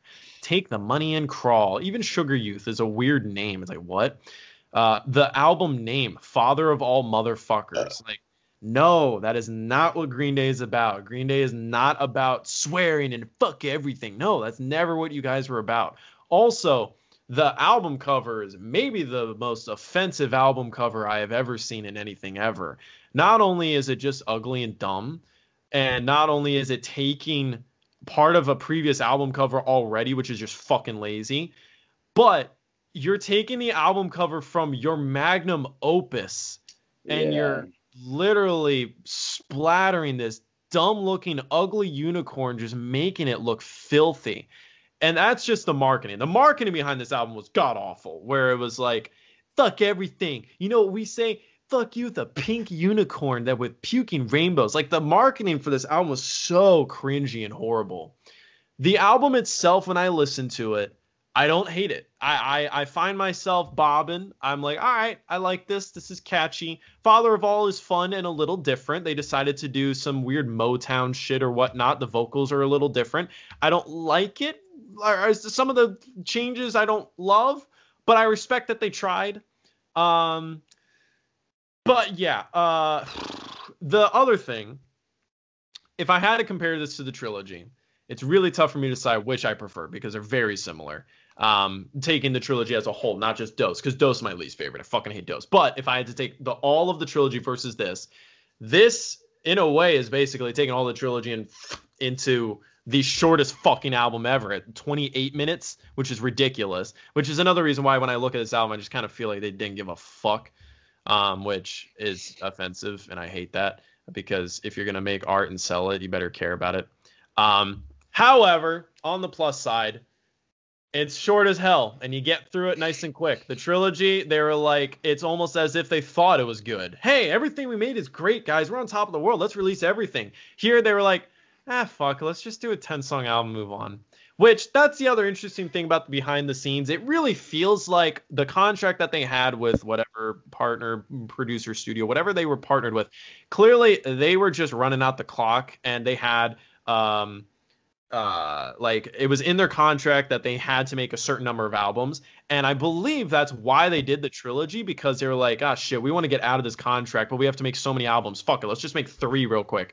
But instead they counted it as 1, so then they were stuck and had to make Revolution Radio and this Revolution Radio. They clearly cared about it, and also they self-produced that album, which is interesting. But then with this, maybe it was just a final fuck you. It's just like, fuck it, we're done with this contract. We just want to make this and move on with our lives. So I just hope they make an actual good fucking album again, because they've proven they can do it. They've proven they can learn from their mistakes with Revolution Radio. So I'm just hoping this was just a misstep, and even they look at this album as not their best work. But overall, it's definitely on the lower end, and I would put it in the bad. But the funny thing is, like, you know, if I had to listen to albums, I'd rather listen to this than a good amount of the trilogy. Mm-hmm. There we go. And all now, right, Camden, tear me to shreds. the guy who Do hates it. it. Well, the thing about this album, honestly, I would like it way more if their next album proved like, oh yeah, all it was just a fuck you to whoever. Yep. The thing is, like, the way they marketed it and, like, on their Instagrams and stuff like that, they still seemed like a, guys, new album, check it out, whatever, we got a fucking unicorn on an arm. And it's like, God, fuck you. One, this album just kind of represents everything about my recent hatred of big corporations, like... or just like anything that stands in the way of art, because it just seems like there's complications with everything, and a lot of people work around it, and sometimes it's just kind of like, no, we're just a monster and we're going to destroy you and you're not going to be able to do anything. The thing about this is that this just seems to me more like they sold out than even the trilogy. The trilogy to me kind of seemed like they wanted to go in a different direction and got it wrong. And the reason this is so offensive to me is because they already did that and then just did it again. And not only did they do it again, I just always see it as like what are you even trying to do? It seemed like you just like didn't know exactly how bad you thought the trilogy was going to turn out, and it kind of sucked the way it turned out, and it's kind of a life lesson. And then this was just kind of like, well, no, we still like that stuff. We'll still go back to it or whatever. And it just infuriates me how much that it seems just like this is not them. It seems like they were purposefully trying to do something else with the trilogy, got it wrong. This one seems like we know we're doing something wrong, but we don't care. We're going to do it. I have not listened to this album very much, so it might be easier for me to say like, well, yeah, I'd probably go back and listen to this more than I would, I guess, Dose. But what's interesting is this is the only Green Day album that I don't have anything higher than Green in. And even the Greens, I'm just like, I don't fucking care. I feel like the only thing I really remember from the album that I'm like, I kind of like that is just the echoey, yeah, oh yeah. In my head, I'm always just like, I kind of like that part, but Which that's not even technically Green Day, right? That's yeah, it's taken from something else. yeah, which is funny because it's like, oh yeah, that's like the not Green Day of this album. Yeah. But I would say give Sugar Youth a listen because I was just like you. I was like, I don't really have anything I remember. And then I listened to it again and I found Sugar Youth and I was like, all right, Sugar Youth is a banger. It's literally that you take sound. That's another Green for me. So it's a mixture of Lazy Bones and She's a Rebel. Literally like same elements from those songs, put them together, and you get Sugar Youth. Because the thing is, like, I didn't hate it as I was listening to it. It was more just I was hating the idea of it and what it meant and everything. And that's why I would like to call it my least favorite album. I want to stay consistent of, like, the stuff I care about the most is the idea of blank and how that's executed. So there might be songs I hate on Uno, Dos, and Tre more, but what the album represents as a whole, as just a giant, it just seems like a giant middle finger to the fans. It really does. Just this whole cover art and this adding a fucking unicorn, and every song just sounds one really bad, and in a way that they seem other than some stuff on Dose, I feel like they were just kind of wrong with what they chose to do. And this just seemed like they purposefully catered towards what is in now. And it wasn't even experimental. It was just like really bad sounding stuff. It's not like a Pinkerton thing where it's like, well, yeah, it's more raw. It's just like, this is like literally just worse. This is worse than a regular guitar. And I don't know why you're using this. And so the sound on it is just really, really bad. And everything it stands for, I just feel like goes against everything I stand for. And so that's why I just hate it. There we go. All right. Yeah. That's this video. We have three very different outlooks on the new. I think it was a fair summary where you were saying that you dislike the content of the trilogy more, but you dislike the idea of what Father of All represents, which I can definitely agree with. So if Green Day's next album was great, if it was like a really great return to form, would you then look back on Father of All more lighthearted, or would you approach it differently, and how so? The thing about it is that, like, it's more of if they came out and said, like, dude, guys, we just like wanted to put out anything just because of a fuck you to this company. Whereas, like, even if they came out with a great album, it's like, yeah, I know you could have done that because you did that with Revolution Radio. Why didn't you just do that again instead of making this middle ground fucking album? Mm-hmm. And then just like it would still seem like a fuck you to us, unless they said, like, no, guys, like, that was just a joke. What's really funny is to imagine the fact that the Super Mega or Hella Mega tour, that was supposed to go down, and imagining like Weezer coming on stage and playing their super fire new songs, and then Fall Out Boy coming out playing like their pretty decent new songs, and then Green Day coming out and playing Father of All. It's funny because I will say, no matter how much like I'm lenient with Father of All, there's no doubt about it. Those new songs that Weezer and Fall Out Boy came out with for the new tour, way better. Significant. Like there's no comparison. It's funny because Green Day was like the head of that. Yeah. They were clearly. I feel like it was more so a tour just to play like classics together. Well, yeah. I mean, it makes a lot of sense. Like, it would be so cool to, back in the day when Green Day 182 toured, that was really cool.